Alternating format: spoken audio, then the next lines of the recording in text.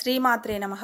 ఇంట్లో డబ్బులు పుష్కలంగా ఉండాలంటే వంటింట్లో ఎప్పటికీ ఉండవలసిన 4 వస్తువులు ఇవే. ఇప్పుడు అవి ఏంటో మనం తెలుసుకుందాం. ఈ వీడియో మీకు నచ్చినట్లయితే please like and share, subscribe. Vastu శాస్త్రం ప్రకారం కొన్ని పదార్థాలు వంటగదిలో ఎప్పుడూ ఉండాలి. అవి పూర్తిగా అయిపోయేదాకా ఉండకూడదు. ఒకవేళ అలా పదార్థాలు పూర్తిగా అయిపోతే మహాలక్ష్మీదేవికి కోపం వస్తుంది. మీ ఆర్థిక పరిస్థితి కూడా చెడుగా ప్రభావితమవుతుంది. అటువంటి పరిస్థితుల్లో లక్ష్మీదేవిని ప్రసన్నం చేసుకోవడానికి వంటగదిలో ఏ వస్తువులు అవసరమో ఇప్పుడు మనం తెలుసుకుందాం. ఉప్పు వంటగదిలో ఎప్పుడూ కూడా పూర్తిగా అయిపోయేదాకా ఉండకూడదు. ఉప్పు ఆహారపు రుచిని పెంచడానికి పనిచేస్తుంది. మరోవైపు వాస్తు ప్రకారం ఇది ఇంట్లో ఉంటే ప్రతికూల శక్తిని కూడా తొలగిస్తుంది. దీనితో పాటు ఇది వాస్తు దోషాలను, రాహుకేతువుల అశుభ ప్రభావాలను కూడా తొలగిస్తుంది. కాబట్టి వంటగదిలో ఎప్పుడూ కూడా ఉప్పు ఉండాల్సిందే. అయిపోయేంత వరకు మాత్రం మీరు ఉండకూడదు. హిందూ మతంలో పసుపుకు చాలా ప్రాముఖ్యత ఉంది. జీవితాన్ని ఆనందమయం చేయడానికి వాస్తు శాస్త్రంలో ఉన్నటువంటి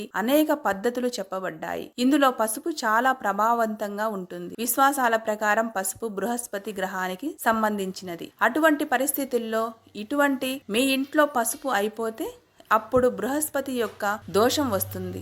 దాని కారణంగా మీ ఇంట్లో అన్ని పనులు ఆగిపోయేలాగా ఉంటుంది. కాబట్టి వంటగదిలో పసుపును ఎప్పటికీ అయిపోనివ్వకండి. వంటగదిలో ఉండవలసిన మరొక పదార్థం ఏమిటంటే బియ్యం. హిందూ మతంలో బియ్యం ఖచ్చితంగా పూజలకు మరియు శుభకార్యాలలో ఉపయోగించబడుతుంది. శుభకార్యాలకు ఉపయోగపడే బియ్యాన్ని అక్షింతలు అని పిలుస్తారు. వాస్తు శాస్త్రం ప్రకారం అన్నం శుక్ర గ్రహానికి సంబంధించినది. వంటగదిలో బియ్యం అయిపోతే దానికి శుక్రుడు కారణమని నమ్ముతారు. దీనికి కారణంగా డబ్బుకు సంబంధించిన సమస్యలు ఉండవచ్చు. కాబట్టి వంటగదిలో బియ్యం అయిపోకుండా చూసుకోండి. వంటగదిలో ఉంచుకోవాల్సిన మరొక పదార్థం ఏమిటంటే గోధుమ పిండి. వాస్తు శాస్త్రం ప్రకారం పిండి ఆర్థిక పరిస్థితికి సంబంధించినది. అందుకే పిండిని ఎప్పటికీ అయిపోనివ్వవద్దు. పిండి అయిపోయినప్పుడు మీ పనికి అంతరాయం కలగవచ్చు, చిరాకులు ఎదురు కావచ్చు.